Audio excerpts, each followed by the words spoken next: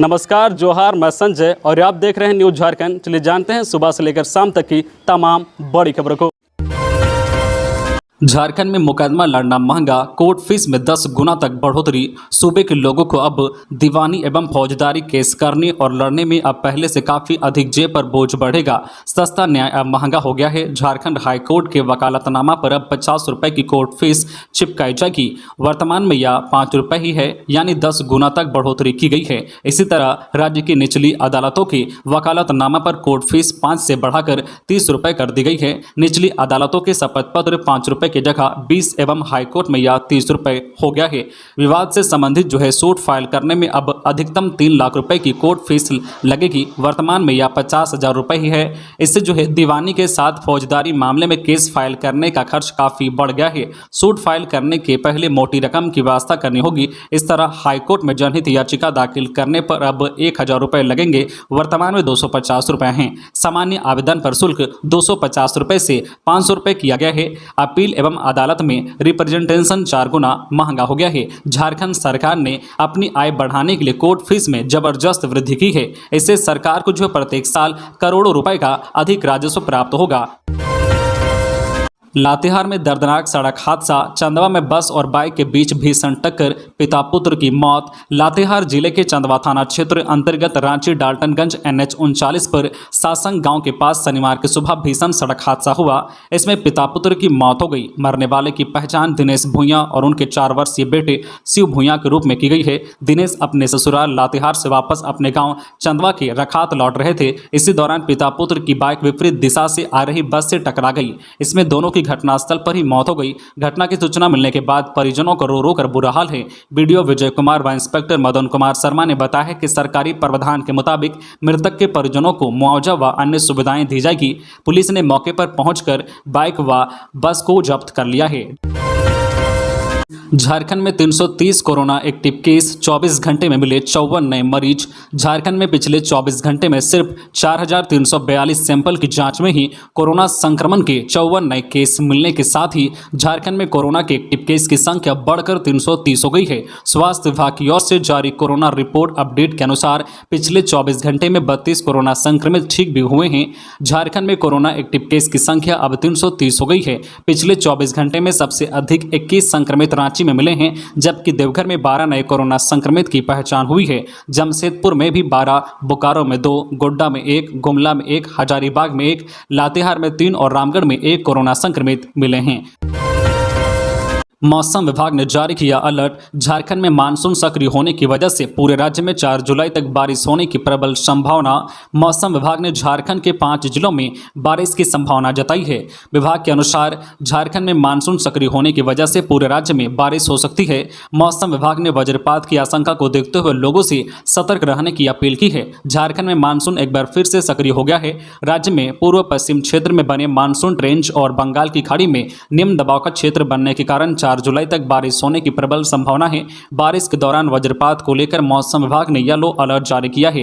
रांची मौसम विज्ञान केंद्र से मिली जानकारी के अनुसार संताल परगना सहित गुमला, सिमडेगा, लोहरदगा और जमशेदपुर में आज शाम तक बारिश होने की संभावना है। इसके साथ ही अन्य इलाकों में हल्के से मध्यम दर्जे की बारिश होगी। मौसम वैज्ञानिक अभिषेक आनंद ने बताया कि झारखंड में मानसून सक्रिय होने से इन दिनों पूरे राज्य में बारिश हो रही है। कई इलाकों में वज्रपात की आशंका भी जताई गई है। वहीं लोगों से सतर्क रहने की अपील की गई है। किसानों को बारिश के बाद ही खेत में जाने की सलाह दी गई है। खबरों में आगे बढ़ने से पहले आपसे रिक्वेस्ट है कि अगर आप चैनल को सब्सक्राइब नहीं किए हैं तो प्लीज चैनल को सब्सक्राइब करके बेल आइकन प्रेस कर दे, जिससे आपको झारखंड की हर छोटी बड़ी खबर का अपडेट आप तक पहुंचता रहे। चलिए बढ़ते हैं खबरों की ओर। रामगढ़ में लाश बरामद, भुरकुंडा रेलवे स्टेशन के पटरी पर मिला छत विछत शव, जांच शुरू। रांची जिला के भदानी नगर OP अंतर्गत भुरकुंडा रेलवे स्टेशन के पटरी पर शनिवार की सुबह एक व्यक्ति का छत विछत शव मिला है। शव के रेलवे ट्रैक पर होने की सूचना स्टेशन कर्मियों ने GRP को दी। इसके बाद टीम कागजी कार्रवाई के लिए पहुंची। शव को GRP ने कब्जे में कर पोस्टमार्टम के लिए भेज दिया। मिली जानकारी के अनुसार शव को सुबह स्टेशन साइडिंग में कार्य करने वाले लोगों ने देखा। इसके बाद इसकी सूचना स्टेशन मास्टर और पुलिस को दी गई। ऐसा लग रहा है कि शरीर ट्रेन की चपेट में आने से कई टुकड़ों में बंट गया है। शव की अब तक पहचान नहीं हो पाई है। लाश को देखने से उसकी उम्र लगभग 45 से 50 वर्ष के बीच होने का अनुमान लगाया जा रहा है। मरने वाले की पहचान की कोशिश हो रही है। मामले की जांच प्रारंभ कर दी गई है। राज्य के 21,000 प्राथमिक व मध्य विद्यालयों में तैयार होंगे रीडिंग जोन। राज्य के 21,000 प्राथमिक व मध्य विद्यालयों में रीडिंग जोन डेवलपमेंट करने की योजना तैयार की गई है। पायलट प्रोजेक्ट के तहत पहले चरण में राज्य के 1,000 विद्यालयों को चिन्हित कर वहां मौजूद संसाधनों के सहारे रीडिंग जोन डेवलपमेंट किया जाएगा, जहां बच्चों को रूटीन क्लासेस के बाद पठन पाठन में रुचि बढ़ाने के लिए एक्स्ट्रा क्लासेस और पुस्तकें उपलब्ध कराई जाएगी। इसके लिए विद्यालय के शिक्षकों को शिक्षा सचिव के द्वारा दिशा निर्देश भी दिया गया है, ताकि बच्चों में रीडिंग हैबिट को बढ़ावा दिया जा सके। यदि सब कुछ ठीक ठाक रहा तो बेशक इसे सभी 21,000 विद्यालयों में लागू किया जाएगा। इसके लिए बाकायदा टीम का गठन भी किया गया है और विद्यालयों में बच्चों को प्रोत्साहित भी किया जा रहा है। झारखंड में पुरानी पेंशन योजना को लागू करने के लिए हो रहा है मंथन, जाने कहां फंस रहा है पेंच। झारखंड के सरकारी कर्मचारियों के लिए पुरानी पेंशन योजना लागू करने को लेकर मंथन चल रहा है। सीएम हेमंत सोरेन ने 15 अगस्त तक लागू करने की घोषणा कर दी है। सरकार के आला अफसर इस पर लगातार विमर्श कर रहे हैं कि आखिर कैसे इस योजना से कर्मियों को जोड़ा जाए। कुल मिलाकर नई पेंशन योजना के तहत pension fund regulatory development authority of India में जमा सरकारी सेवकों और राज्य सरकार की राशि को लेकर जो पेंच फंस रहा है। करीब 17,000 करोड़ रुपए इसमें जमा है, इसे भारत सरकार से वापस लेना होगा। ऐसे में वित्त विभाग के अधिकारी भी लगातार लगे हुए हैं कि इस राशि को कैसे प्राप्त किया जाएगा। अगर राशि नहीं मिली तो न्यायालय की शरण कैसे ली जाएगी। इन सारे मुद्दों पर चर्चा की जा रही है। मुख्यमंत्री ने सरकारी सेवकों के समक्ष यह घोषणा की है कि 15 अगस्त तक पुरानी पेंशन योजना लागू कर दी जाएगी। अर्जुन मुंडा ने सीएम से द्रौपदी मुर्मू को समर्थन का किया आग्रह। केंद्रीय मंत्री अर्जुन मुंडा ने मुख्यमंत्री हेमंत सोरेन से फोन पर बातचीत की और राष्ट्रपति चुनाव में एनडीए प्रत्याशी द्रौपदी मुर्मू को समर्थन देने का आग्रह किया। मुंडा ने अपने ट्वीट में सीएम से हुई बातचीत को साझा किया है। अर्जुन ने आग्रह किया है कि देश में पहली बार एक आदिवासी महिला को इस सर्वोच्च पद के लिए उम्मीदवार बनाया गया है, हमें उनका समर्थन करना चाहिए। दूसरी ओर उन्होंने अपने जो ट्वीट के माध्यम से कहा है कि एनडीए राष्ट्रपति पद की उम्मीदवार द्रौपदी मुर्मू ने देशभूमि हिमाचल से चुनाव अभियान की शुरुआत करके भाजपा के प्रतिनिधियों के साथ बैठक में सहभागिता की है। हिमाचल प्रदेश के मुख्यमंत्री जयराम ठाकुर, केंद्रीय मंत्री अनुराग ठाकुर व अन्य प्रतिनिधि साथ उपस्थित रहे। प्रधानमंत्री नरेंद्र मोदी के नेतृत्व में द्रौपदी मुर्मू की सादगी, सरलता, स्वभाव में आत्मीयता और राजनीतिक जीवन के साथ समाज सेवा का अनुभव निश्चित रूप से देश को नई ऊंचाइयों पर लेकर जाएगा। नई नीति से उत्पाद विभाग का राजस्व बढ़ा। राज्य में उत्पाद विभाग की नई नीति लागू होने के बाद राजस्व की बढ़ोतरी हुई है। उत्पाद विभाग के सचिव ने दावा किया है कि जून 2022 में नई शराब नीति के लागू होने के दूसरे माह में 180 करोड़ का राजस्व आया है। 1 मई 2022 से नई शराब नीति लागू हुई थी। पहले माह में 188 करोड़ का राजस्व का दावा उत्पाद विभाग ने किया है। वही विभाग के द्वारा बताया गया है कि एमआरपी से अधिक कीमत पर शराब की बिक्री को लेकर लगातार कार्रवाई की जा रही है। एमआरपी से अधिक कीमत पर बिक्री और अन्य अनियमितताओं की शिकायत आने की वजह से प्लेसमेंट एजेंसी के द्वारा 140 कर्मियों को टर्मिनेट कर दिया गया है। वही विभागीय अधिकारियों ने रांची, बोकारो, चतरा और सरायकेला खारसावा में 5 एफआईआर दर्ज कर 5 कर्मियों को न्यायिक हिरासत में भेजा है। राजधानी में 11 को लगेगा भर्ती कैंप, सीएम 1000 से अधिक को देंगे नियुक्ति पत्र। राजधानी में 11 जुलाई को वृहद भर्ती कैंप लगाया जा रहा है। रांची के मोराबादी मैदान में आयोजित होने वाले कैंप में इस बार 1000 से अधिक लोगों की नियुक्ति का लक्ष्य रखा गया है। सीएम हेमंत सोरेन नियुक्ति पत्र बांटेंगे। श्रम, नियोजन एवं प्रशिक्षण विभाग इसकी तैयारी में जुटा हुआ है। हालांकि कोरोना गाइडलाइन की वजह से इस आयोजन में कुछ प्रशासनिक अड़चनें भी हैं। विभाग ने रांची डीसी से भर्ती कैंप के लिए अनुमति मांगी है। राज्य सरकार ने उद्योग विभाग, स्किल डेवलपमेंट मिशन, कल्याण विभाग, ग्रामीण विकास विभाग, आईटी और नगर विकास विभाग समेत वैसे सभी जो विभागों को भर्ती कैंप की तैयारी का निर्देश दिया गया है, जिनके माध्यम से रोजगार के अवसर मिलते हैं। उद्योग विभाग को विभिन्न कंपनियों को कैंप में लाने की जवाबदेही दी गई है। कंपनियों से रिक्तियां मांगकर भर्ती कैंप में शामिल होने वाले अभ्यर्थियों को नियुक्ति करने का निर्देश दिया गया है। इधर स्किल डेवलपमेंट मिशन से प्रशिक्षित युवाओं को प्लेसमेंट देना है और कैंप में प्रशिक्षण देने वाले कंपनियों को भी प्लेसमेंट सेल के तहत काउंटर लगाने का निर्देश दिया गया है। साहिबगंज में हाईवा और सफारी में भीषण टक्कर, 6 से ज़्यादा घायल।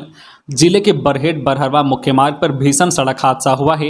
हाईवा और सफारी की टक्कर में 6 लोग गंभीर रूप से घायल हो गए हैं, जिसमें से एक की हालत नाजुक बनी हुई है। दुर्घटना के बाद घायलों को स्थानीय लोगों के सहयोग से सामुदायिक स्वास्थ्य केंद्र बरहेट में इलाज के लिए लाया गया है। सूचना मिलने के बाद पुलिस भी मौके पर पहुंचकर पूरे मामले की जांच में जुट गई है। खबर के अनुसार बरहेट थाना क्षेत्र के रघुनाथपुर गाँव के पास देर शाम को राजू अमित बास्की की सफारी गाड़ी से सभी लोग हिरनपुर से वापस बरहेट की ओर लौट रहे थे। इसी बीच रघुनाथपुर के समीप बरहेट की ओर से तेज गति से आ रहे हाईवा ने सफारी गाड़ी में जोरदार टक्कर मार दी, जिसमें रविंद्रनाथ बेसरा, उमेश मुर्मू, चमन हांसदा, दीपू नीति बासुकी, राजू अमित बासुकी घायल हो गए हैं। सभी घायलों को अस्पताल में भर्ती कराया गया है। अग्निपथ योजना, नौसेना थल सेना में पंजीकरण शुरू। भारतीय थल सेना और नौसेना ने शुक्रवार से ही अग्निपथ योजना के तहत अपनी भर्ती प्रक्रिया शुरू कर दी है। मंत्रालय ने कहा है कि भारतीय वायुसेना ने 24 जून को ही इस योजना के तहत अपनी भर्ती प्रक्रिया शुरू कर दी थी और उसे गुरुवार तक 2,72,000 आवेदन प्राप्त हुए थे। रक्षा मंत्रालय ने शुक्रवार को ट्वीट किया, भारतीय नौसेना में अग्निवीरों के लिए पंजीकरण शुक्रवार से शुरू हो रहा है। उसने आगे कहा, भारतीय सेना में शामिल हो अग्निवीर के रूप में देश की सेवा करने के लिए अपने सपने को पूरा करें। 1 जुलाई से अग्निपथ भर्ती योजना के लिए पंजीकरण खुला है। अग्निपथ योजना के तहत 17.5 वर्ष से 21 वर्ष तक के युवाओं को 4 साल के कार्यकाल के लिए सशस्त्र बलों में शामिल किया जाएगा, जबकि उनमें से 25% को बाद में नियमित सेवा में शामिल किया जाएगा। सरकार ने 16 जून को इस साल के लिए इस योजना के तहत भर्ती के लिए जो है ऊपरी आयु सीमा 21 से बढ़ाकर 23 वर्ष कर दिया था। फर्जी डिग्री मामले में कोल्हान विश्वविद्यालय के वीसी गंगाधर पंडा पर लटकी गिरफ्तारी की तलवार, एफआईआर दर्ज। कोल्हान विश्वविद्यालय के वीसी गंगाधर पंडा पर गिरफ्तारी की तलवार लटकने लगी है। संपूर्णानंद संस्कृत विश्वविद्यालय वाराणसी के फर्जी डिग्री मामले में एसआईटी ने पंडा समेत 17 आरोपियों के खिलाफ एफआईआर दर्ज की है। केस दर्ज होने के बाद इनकी नौकरी भी जा सकती है। कोल्हान यूनिवर्सिटी के अंदर हलचल शुरू हो गई है। अब सबकी नजरें इन आरोपियों पर होने वाली कार्रवाई पर टिकी है। इस मामले में एसआईटी ने जिन 17 लोगों को आरोपी बनाया था उसमें से एक की मृत्यु हो गई है, जबकि एक आरोपी को इस मामले में बरी कर दिया गया है। 1 मार्च 2021 को एसआईटी की जांच में सभी आरोपियों के बारे में यूपी सरकार के विशेष सचिव मनोज कुमार ने संपूर्णानंद संस्कृत विश्वविद्यालय के कुलसचिव को पत्र लिखकर कार्रवाई करने को कहा था। उसी के बाद एफआईआर दर्ज की गई है। तो ये थी आज की झारखंड की टॉप बड़ी खबरें। इसी तरह झारखंड की हर छोटी बड़ी खबर देखने के लिए आप हमारे चैनल न्यूज झारखंड चैनल को सब्सक्राइब करके बेल आइकन प्रेस कर दीजिए, जिससे आपको झारखंड की हर छोटी बड़ी खबर का अपडेट आप तक पहुंचता रहे। तो आज के लिए बस इतना ही, हमें दीजिए इजाजत, फिर मिलते हैं नेक्स्ट न्यूज में।